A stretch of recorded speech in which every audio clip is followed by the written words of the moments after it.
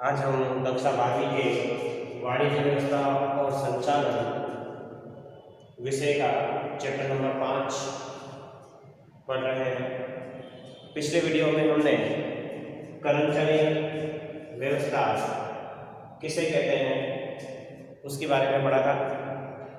हमने पढ़ा था कर्मचारी व्यवस्था अर्थात कर्मचारियों की भर्ती, चयन, प्रशिक्षण, पदोन्नति और निवृत्ति के बाद के जो भी कार्य होते हैं उसका समावेश कर्मचारी व्यवस्था में किया जाता है। आज के इस वीडियो में हम कर्मचारी व्यवस्था की जो प्रक्रिया है उसके बारे में पढ़ेंगे, क्योंकि जो कर्मचारी व्यवस्था है उसकी क्या प्रक्रिया है। तो जैसे मैंने व्याख्यान में पढ़ा कि कर्मचारी व्यवस्था में कर्मचारियों की भर्ती यानी कि कर्मचारी व्यवस्था का सबसे पहला जो कार्य होता है वो होता है, सबसे पहला कार्य जो होता है वो है भर्ती, जिसको इंग्लिश में हम बोलते हैं रिक्रूटमेंट।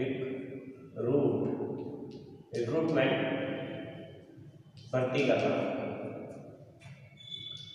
कर्मचारी व्यवस्था का सबसे पहला कार्य या कर्मचारी व्यवस्था की प्रक्रिया का सबसे पहला जो सोपान है वो है भर्ती, रिक्रूटमेंट। भर्ती का जो कार्य है व्यवसाय इकाई के प्रारंभ से ही एक महत्वपूर्ण जो है कार्य है, क्योंकि जैसे कि हम सब जानते हैं कि एक अच्छा अनुभवी, कल्पनाशील, वफादार जो कर्मचारी है वो कंपनी की अमूल्य संपत्ति के समान है। यानी जो भर्ती का कार्य है सबसे महत्वपूर्ण कार्य है। इसके लिए हमें बिना किसी जान पहचान, भ्रष्टाचार, रिश्तेदारी को छोड़कर तटस्थ रूप से योग्य, ज्ञानी, निष्ठावान, अनुभवी व्यक्ति का चुनाव कर्मचारी के रूप में करना चाहिए। और इसके लिए अगर जरूरत पड़े तो हमें वैज्ञानिक पद्धतियों का उपयोग करके कर्मचारियों की भर्ती करनी चाहिए। क्यों? क्योंकि कर्मचारी योग्य होगा, निष्ठावान होगा, वफादार होगा, योग्यता वाला होगा तो वो कंपनी की अमूल्य संपत्ति के बराबर है। अब देखिए हम लोग कि भर्ती कब की जाएगी। तो भर्ती जो है एक सतत चलने वाली क्या है प्रक्रिया है। जब जब व्यवसाय इकाई में कर्मचारियों की जगह खाली होगी तब तक हमें भर्ती करनी पड़ेगी। यानी कि भर्ती सतत चलने वाली क्या है प्रक्रिया है। तो भी खासकर कोई नई व्यवसाय इकाई की स्थापना हुई हो या वर्तमान इकाई का विकास हुआ हो या कर्मचारी ने त्याग पत्र दे दिया हो अथवा उनकी मृत्यु हो गई हो अथवा वो निवृत्त हो गए हो, तो इन परिस्थितियों में हमें नई भर्ती करनी पड़ेगी। तो हम ऐसा कह सकते हैं कि भर्ती कब करनी पड़ेगी। तो भर्ती जो है सतत चलने वाली क्या है प्रक्रिया, यानी कि भर्ती हमें बार बार करनी पड़ेगी। जब जब कर्मचारियों की जगह खाली होगी तो उसको भरने के लिए हमें भर्ती करनी पड़ेगी। उसमें भी महत्वपूर्ण कब कि भाई जो नई इकाई की स्थापना हुई, जो कहीं नई कंपनी की स्थापना हुई है तो वहाँ पर कर्मचारी की भर्ती करनी पड़ेगी। यदि हमारी वर्तमान इकाई का विकास हुआ हो, नए डिपार्टमेंट खुल रहे हैं तो उसमें भी हमें भर्ती करनी पड़ेगी। अगर हमारे वर्तमान कर्मचारी ने त्याग पत्र दे दिया है अथवा उनकी मृत्यु हो गई है अथवा वो निवृत्त हो गए हैं, रिटायर हो गए हैं, तो उनकी जगह खाली हो गई है तो उनको भरने के लिए हमें भर्ती करनी पड़ेगी। तो यहाँ एक प्रश्न बन सकता है कि भर्ती की आवश्यकता कब होती है। तो भर्ती की आवश्यकता कब होती है? जब कोई नई इकाई की स्थापना हो, वर्तमान इकाई का विकास हो, कर्मचारी त्याग पत्र दे दे, मृत्यु हो जाए या निवृत्त हो जाए, तो इन संजोगों में हमें भर्ती करनी पड़ेगी। तो यहाँ पर एक प्रश्न आपका क्लियर होता है कि भर्ती की आवश्यकता कब होती है। तो भाई भर्ती की आवश्यकता कब होती है? तो जब कोई नई इकाई की स्थापना हो, वर्तमान इकाई का विकास हो, कर्मचारी ने त्याग पत्र दे दिया है, निवृत्त हो गए या मृत्यु हो गई है, तो इन संजोगों में हमें भर्ती करनी पड़ेगी। अब भर्ती कहते कैसे हैं? भर्ती के लिए सरल शब्दों में अगर हम कहें तो भर्ती का मतलब होता है कर्मचारियों को ढूंढना और उन्हें आवेदन करने के लिए प्रोत्साहित करने की प्रक्रिया यानी कि भर्ती। यानी कि हमें जो व्यवसाय इकाई है उसमें जिस तरह के कर्मचारियों की जरूरत है उन कर्मचारियों को ढूंढना और वो उस नौकरी के लिए आवेदन करें, उन्हें प्रोत्साहित करना तक की जो प्रक्रिया है उसे हम क्या कहते हैं, भर्ती कहते हैं। ये जो अर्थ है वो बहुत ही संकुचित अर्थ है, तो उसका एक विशाल अर्थ दिया गया है कि भर्ती अर्थात योग्य समय पर, योग्य संख्या में, योग्य स्थान पर, योग्यता वाले कर्मचारियों को प्राप्त करने की प्रक्रिया अर्थात भर्ती। सरल शब्द में क्या कहा था, कर्मचारियों को ढूंढना और उन्हें आवेदन करने के लिए प्रोत्साहित करना, ये भर्ती का सरल अर्थ है। वास्तविक या विस्तृत अर्थ है योग्य समय पर, योग्य संख्या में, योग्य स्थान के लिए, योग्यता वाले कर्मचारी को प्राप्त करना। योग्य समय पर यानी कि जब हमें कर्मचारियों की जरूरत है उससे कुछ समय पहले, जैसे भाई एक स्कूल है और आने वाले महीने में अगर कोई शिक्षक निवृत्त होने वाले हैं तो अगर हम निवृत्ति के बाद हम भर्ती करेंगे तो उतने समय के लिए उस शिक्षक का कार्य क्या है, रह जाएगा, क्योंकि भर्ती करने में समय लगता है। यानी कि जो भर्ती की जो प्रक्रिया है उसमें 1-2 महीने या 3 महीने या 6 महीने लग जाते हैं। तो जब हमें पता है कि आने वाले महीने में कोई शिक्षक निवृत्त हो रहा है तो हमें उससे पहले ही भर्ती की प्रक्रिया शुरू कर देनी चाहिए, जिससे शिक्षक जैसे निवृत्त हो तो नए शिक्षक की नियुक्ति हो जाए और उनका शिक्षण कार्य क्या है, पेंडिंग यानी खाली नहीं रहे, विद्यार्थियों को किसी चीज़ का यानी कि जो शिक्षण कार्य का नुकसान न हो। यानी कि योग्य समय पर। फिर है योग्य संख्या में। योग्य संख्या में यानी कि जितने कर्मचारी की हमें जरूरत है, ना तो उससे ज़्यादा ना उससे कम, जितनी संख्या। योग्य स्थान के लिए यानी कि जो जगह खाली है उसके लिए। योग्यता वाले यानी कि जो स्थान खाली है उसके योग्य, जो उनकी शैक्षणिक लायकात है, शारीरिक लायकात है, योग्यता यानी कि जो जगह खाली है उसके भरने के लिए जो उनके पास एजुकेशनल क्वालिफिकेशन होनी चाहिए, फिजिकल क्वालिफिकेशन होनी चाहिए, उसके अकॉर्डिंग, उसके अनुसार कर्मचारियों को प्राप्त करने की जो प्रक्रिया है उसे हम क्या बोलते हैं, भर्ती कहते हैं। तो आई होप आपको भर्ती का अर्थ समझ में आ गया होगा। एकदम सिंपल है, योग्य समय पर, योग्य संख्या में, योग्य स्थान के लिए, योग्यता वाले कर्मचारियों को प्राप्त करने की प्रक्रिया यानी कि कर्मचारी भर्ती। तो ये हो गए भर्ती का जो है विस्तार अर्थ हो गया। ठीक है, अब भर्ती कैसे की जाएगी, यानी कि भर्ती जैसे भाई हमारे कोई व्यवसाय इकाई है और उसमें कर्मचारी की क्या है, जगह खाली है, तो उसको भरने के लिए हम कर्मचारी कैसे प्राप्त करें। तो भर्ती करने के यानी कि जो कर्मचारी है उसके प्राप्ति जो स्थान है ना, उसके 2 प्राप्ति स्थान बताए गए हैं।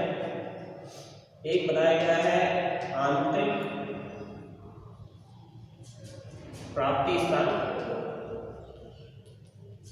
यानी कर्मचारियों को प्राप्त करने के 2 स्थान बताए हैं। यानी कि अगर हमें भर्ती करनी है तो 2 स्थानों से हमें वो कर्मचारी क्या हो सकते हैं, प्राप्त हो सकते हैं। पहला है आंतरिक प्राप्ति स्थान और दूसरा जो है वो है बाह्य प्राप्ति स्थान।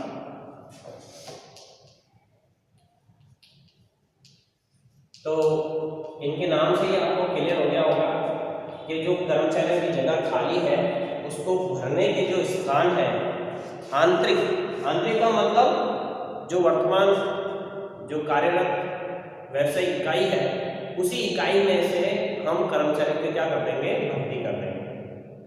बाहरी स्थान यानी कि बाहर से बाहर से यानी कि व्यावसायिक है कि बाहर से योग्य योग्यता वाले कर्मचारी को क्या करेंगे, पसंद करेंगे, वो बाह्य प्राप्ति स्थान है।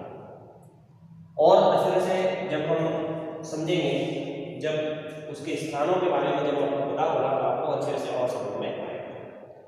तो आज हम देखें और बोर्ड की एग्जाम में इस टॉपिक में से 5 मार्क का प्रश्न पूछा जाता है। प्रश्न को जिस तरह से पूछा जाएगा, भर्ती का अर्थ बताकर भर्ती के प्राप्तिक स्थानों की जानकारी दीजिए।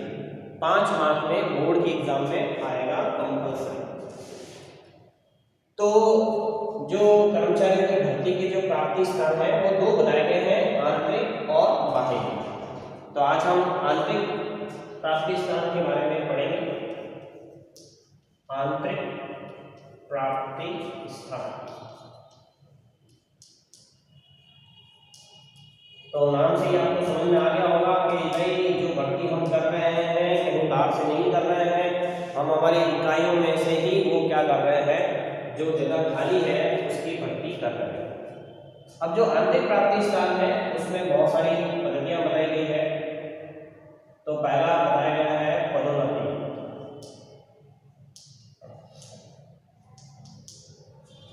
पदोन्नति यानी कि प्रमोशन। अब इस पद्धति में क्या होता है, क्या पदोन्नति आप समझ गए हैं, प्रमोशन।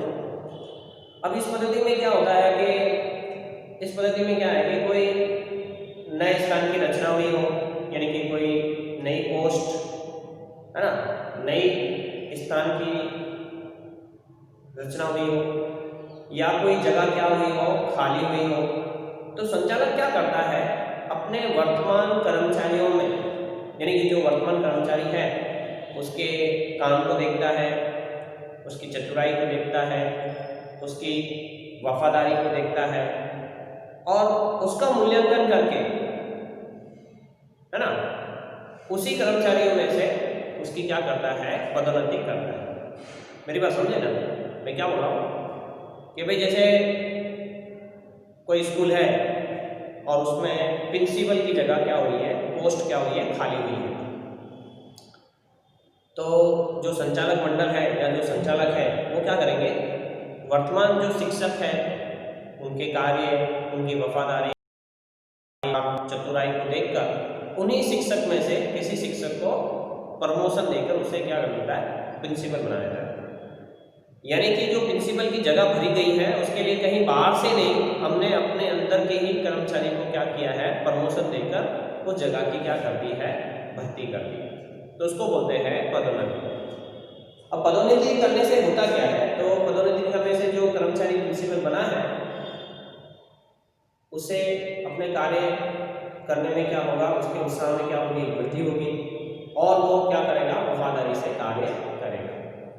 प्लस पदोन्नति मिलने से कर्मचारी के वेतन, एक तो जैसे प्रमोशन बनेंगे, आप जो भाई किसी कंपनी में आप काम कर रहे हैं एज ए जूनियर अकाउंटेंट और आप बहुत मेहनत से, ईमानदारी से, निष्ठा से काम कर रहे हैं, और अगर सपोज सीनियर अकाउंटेंट की जगह खाली है और आपको क्या किया जाए, प्रमोशन देकर सीनियर अकाउंटेंट बनाया गया, तो उसमें होगा क्या, एक तो आपका वेतन बढ़ जाएगा, आपका पद बढ़ जाएगा, पद बढ़ेगा आपके अधिकार बढ़ेंगे और जिम्मेदारी भी बढ़ेगी। यानी पदोन्नति मिलने से कर्मचारी के वेतन, पद, अधिकार और दायित्वों में क्या होती है, वृद्धि होती है। तो पहला जो प्राप्ति, आंतरिक प्राप्ति स्थान है पदोन्नति, वो आपको समझ में आ गया होगा। एक बार और देख लें पदोन्नति में होता क्या है। तो इस पद्धति में क्या होता है कि जब कोई नए पद की रचना हो या कोई जगह खाली हो, तो संचालक क्या करता है, जो वर्तमान कर्मचारी है उसके कार्य, वफादारी, चतुराई, निष्ठा का मूल्यांकन करके उसे क्या करता है, पदोन्नति करता है।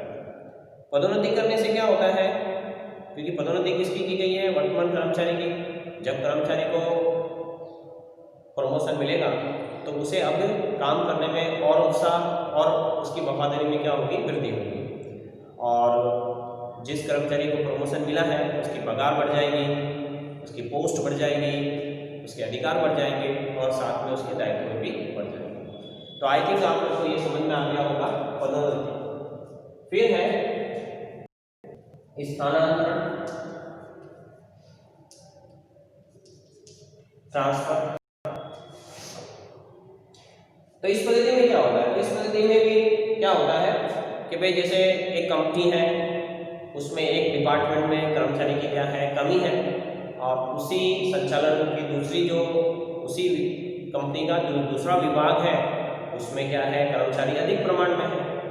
तो जिस विभाग में अधिक कर्मचारी है उसमें से योग्य योग्यता वाले जो कर्मचारी है उसको क्या करेंगे हम लोग, जिस विभाग में कर्मचारी कम है उसमें हम क्या कर देंगे, उसको स्थानांतरण कर देंगे, और वो जगह जिस विभाग में जगह कम है उसकी क्या हो जाएगी, भर्ती हो जाएगी। स्थानांतरण समझ में आया? एक बार और देख लेते हैं। स्थानांतरण मतलब क्या हुआ कि भाई जैसे एक व्यवसाय इकाई है, उसके एक विभाग में कर्मचारियों की कमी है और दूसरा विभाग है उसमें कर्मचारी क्या है, अधिक प्रमाण में है।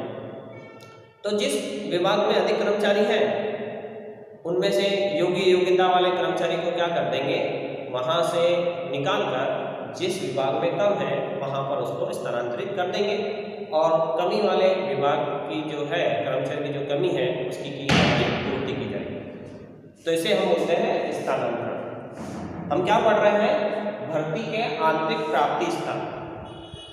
इसका मतलब आप समझ गए होंगे, हम भर्ती जो है बाहर से नहीं कर रहे हैं, अंदर ही अंदर हम उसको क्या कर दे रहे हैं, एडजस्ट कर दे रहे हैं। जो जगह खाली है उसको हम क्या करते जा रहे हैं, पूर्ति करते जा रहे हैं।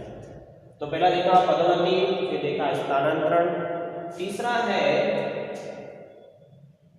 संघीय संबंधी व मित्र, संघीय संबंधी और मित्र की भर्ती।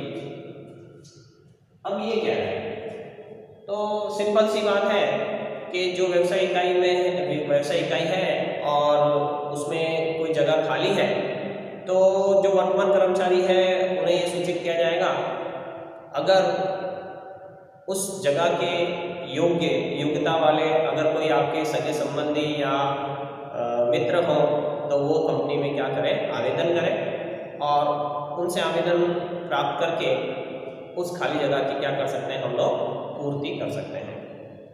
यानी व्यवसाय जो जगह खाली है उसके योग्यता वाले कर्मचारी, योग्यता वाले जो व्यक्ति की हमें जरूरत है, अगर वर्तमान कर्मचारियों के कोई सगे संबंधी या मित्र हो तो उनको सूचित किया जाता है कि आप क्या कर सकते हैं, अपने मित्रों, अपने सगों को या जो भी आपकी जान पहचान वाले हों, तो आप उस जगह के लिए वो क्या कर सकते हैं, आप सिफारिश कर सकते हैं। फिर उन व्यक्तियों से हम क्या करेंगे, आवेदन प्राप्त करेंगे, और अगर योग्यता वाले होंगे तो उसकी क्या की जाएगी, भर्ती की जाएगी। तो ये भी एक आंतरिक भर्ती का क्या है, प्राप्ति स्थान है।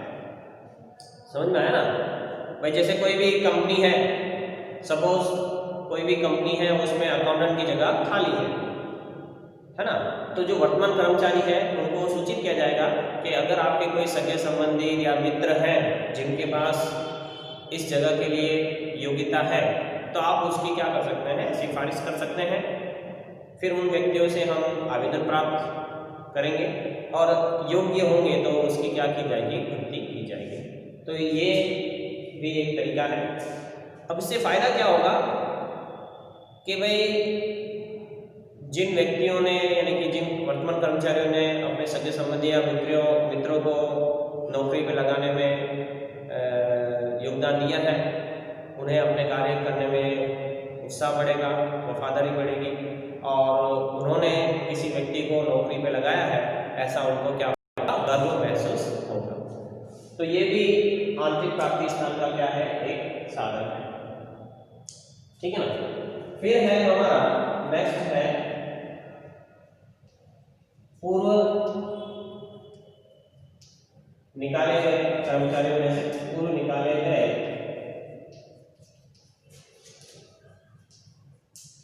कर्मचारियों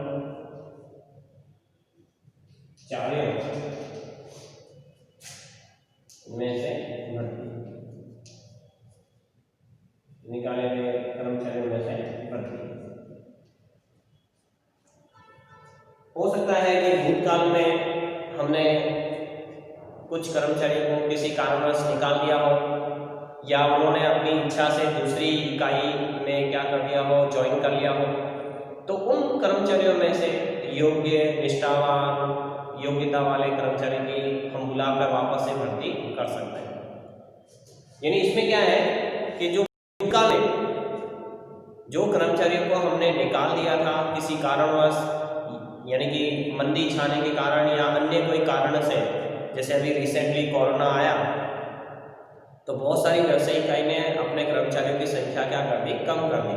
यानी कि उन्होंने अपने कर्मचारियों को क्या कर दिया, आर्थिक मंदी होने के कारण उन्होंने अपने कर्मचारियों को क्या कर दिया, निकाल दिया। पर जैसे अभी 3-4 महीने या 5-6 महीने के बाद में वापस जो नॉर्मल है वो हो जाएगा, तो उनको और कर्मचारी की क्या होगी, जरूरत पड़ेगी। तो वो क्या करेंगे, जो पुराने जो निकाल दिए थे उन्हीं को ही फोन करके वो क्या कर लेंगे, वापस नौकरी में लग लेंगे। तो ये भी जो है आंतरिक प्राप्ति स्थान है। आई होप आपको ये समझ में आया होगा। यानी कि भूतकाल में हमने किसी कर्मचारी को निकाल दिया था किसी कारणवश, या उन्होंने किसी नई दूसरी कंपनी को क्या कर लिया था, ज्वाइन कर लिया था। अब उसकी योग्यता वाले यानी ईमानदार और जरूरत हो तो हम उन्हीं को ही फ़ोन करके उन्हें वापस से क्या कर लेंगे, बुला लेंगे और खाली जगह की क्या कर देंगे, पूर्ति कर देंगे। तो ये भी एक तरीका है आंतरिक प्राप्ति स्थान का। नेक्स्ट है स्थानांतरण के साथ